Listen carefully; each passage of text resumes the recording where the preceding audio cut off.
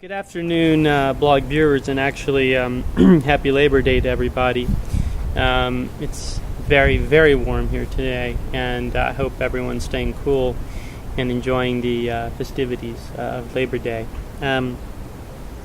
Today, in our posts, we're getting close to our 300th post on the blog, and I think we're starting to find some coherent and unifying themes to a lot of the virtues, and I think people that have stuck with it so far, those few, we'll see that. But today we're going to cycle back to the virtue of passion and talk about passion in the context of our springboard work for today is Albert Camus' The Stranger.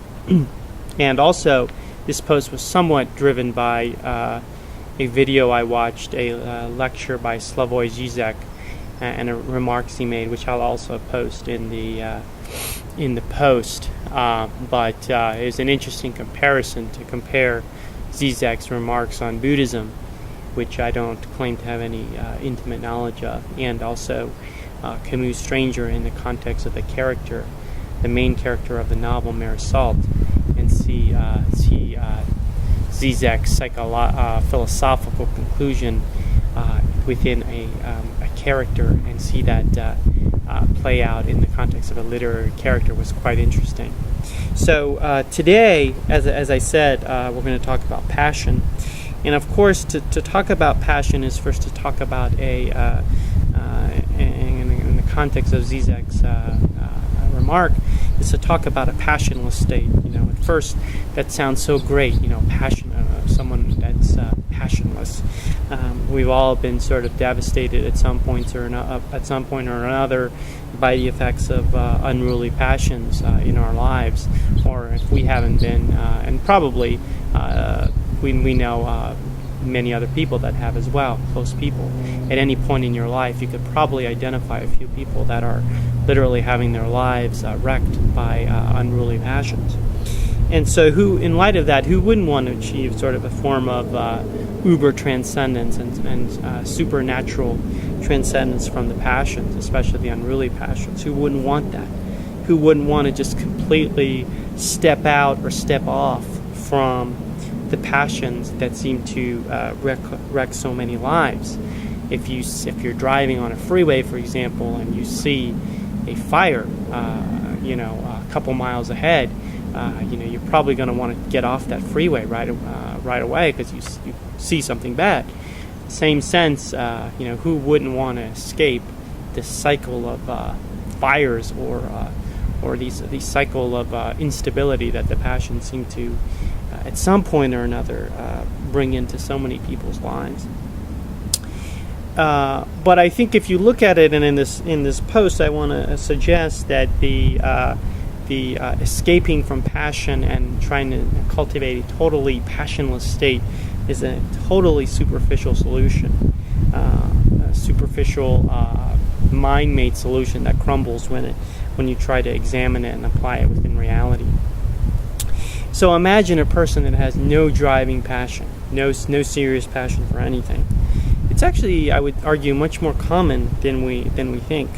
Now, we all have certain sort of biological, physical stuff that we tend to like or we tend to dislike. Most people like food. Most people like sunny but not too hot weather.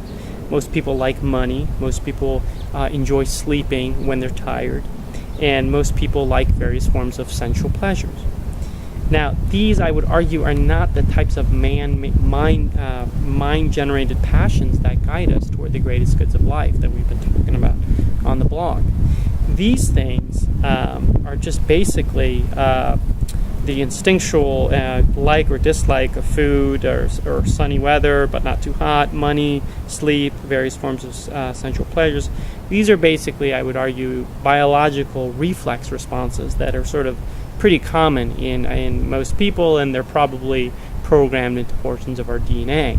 And so there's nothing too significant or unique about this. I would argue things, the skin, for example, you could probably study and show why the biological effects why it doesn't like cold weather, and why it likes being touched, why the stomach likes good food, and so on. So I wouldn't label any of these things passions. And so someone that has those sorts of inclinations and likes those sorts of things could still be someone that I would argue would have zero passion, zero sort of driving passions in their life. Now imagine living with someone like that. Imagine being or knowing someone like that. And I think it would be tough. I think it would be a tough person to deal with. Why is that? Basically, there's no depth to the personality. There's no substance. There's no robust mental health to the personality. The person is basically content satisfying his basic survival biological needs and satisfying his basic biological instinctual dislikes and likes. That's it. If it's hot, the person likes to go indoors and turn on the AC. If he's hungry, he'll go eat.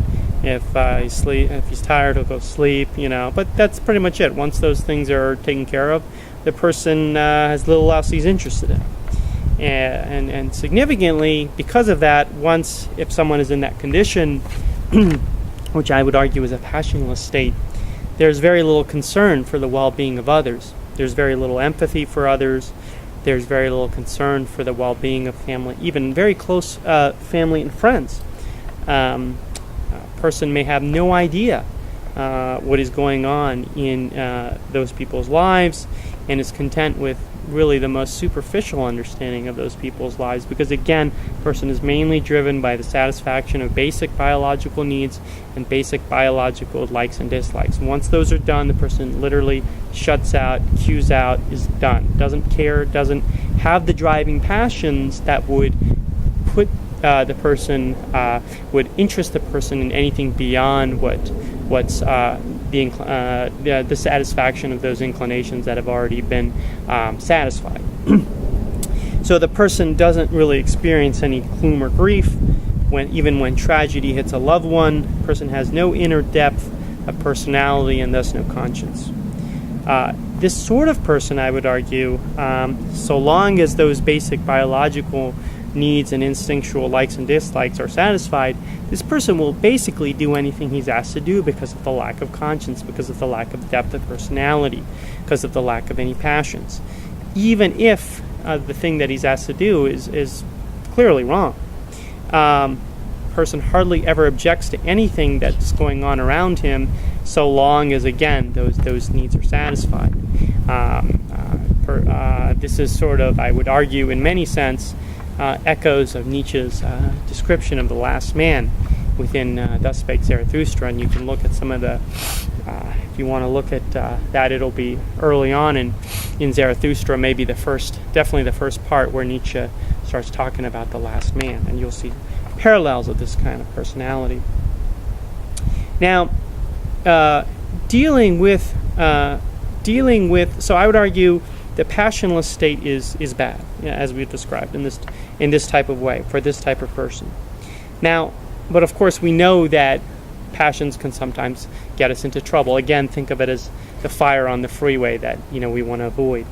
Now, dealing with the bad effects of passion. Now, I think we can make the conclusion: dealing with the bad effects of passion by stepping out of passion entirely is sort of a fool's gold solution. It looks good mentally, but again doesn't look good once you start to imagine or think about or contextualize or detailize a person with this kind of personality. So therefore, it's not a good solution because it doesn't work in reality. Again, all the ideas we've been talking about, it's not enough for them to work in the mind because they can be a mind made nothing.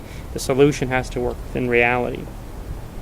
So I would argue to have robust mental health and personality and inner depth, you must at least have each person must have at least a few unique driving non-trivial passions, whatever those may be. And that's, again, going to be largely influenced by the environment of the person, what they've experienced in their life, maybe certain biological talents and traits they have in their DNA, their genes, and other things. But those can change. Those will change, and those can fluctuate over people and over a life. And the person, but in addition to having those few unique driving non-trivial passions, the person must also have a passionate engagement with the with the plight of close family and friends. With respect to the driving passions, these passions must be constantly evaluated with respect to their goodness by evaluating and attending to the incoming information relative to that passion.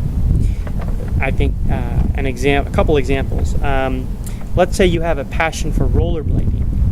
That's your non-trivial passion, and you want to really become great at it, and make some significant contribution even to the sport of rollerblading. Maybe come up with an organization that promotes it or sets up a new competition or awards prizes for scholarships for rollerblading. I mean, it's gone beyond just sort of you enjoy doing it once, a couple hours, 30 minutes or half hour or an hour during the weekend, but it's something that you really have a serious passion for.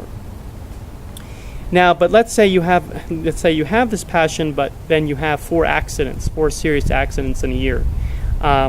This is sort of a problem now. The incoming information is telling you to find a new passion, or at least engage in sort of the promotion of rollerblading, but not yourself, because you have, either it's too dangerous as an activity, in which case you wouldn't want to promote it, or you're just not very good at it, in which case you may want to promote it, but then it would be sort of strange because you can't really do it yourself. So in any event, the person that would have 4 such accidents in 1 year should think about the incoming information and what it's telling them about rollerblading, and so may want to find a new passion.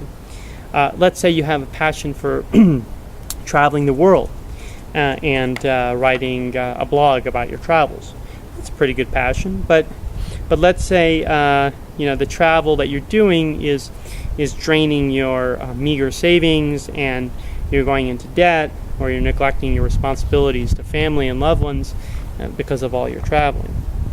Again, the incoming information that's coming in, as long as you're attending to it, you're looking at the statements coming in, your credit card statements, you're paying attention to your relationships with your family and all that.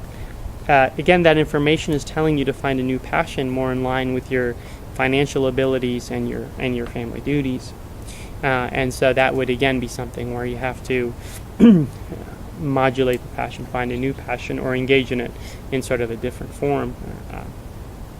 So it's not enough to say, it's not enough to just pick a few passions and say, these are going to be my passions, and then just sort of blindly go through them for many, many years. You have to, again, be sensitive and attending to information with respect to your personal participation within this passion, and see to what extent it's promoting good in your life. So to conclude the post, I think the transcendence that we want to achieve with the passions is to transcend passions where the incoming information is raising a serious question to us about the goodness of the passion that we have. At some point, we may not be able to control that we have that passion. At that point, we just have to evaluate whether to continue with the passion or discontinue. We also want to transcend whenever we find a passion where we are either doing nothing, or we are, quote, our passion involves seeing nothing in the specific way we've described on the blog.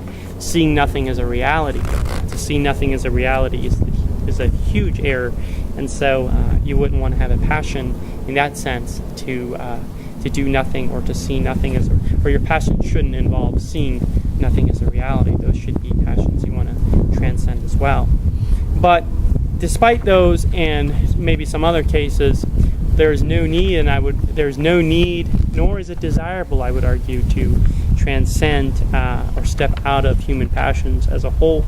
It's just too drastic a solution, and the side effects are too negative to take that route. So with that, I'll end today's post. See you soon. Bye.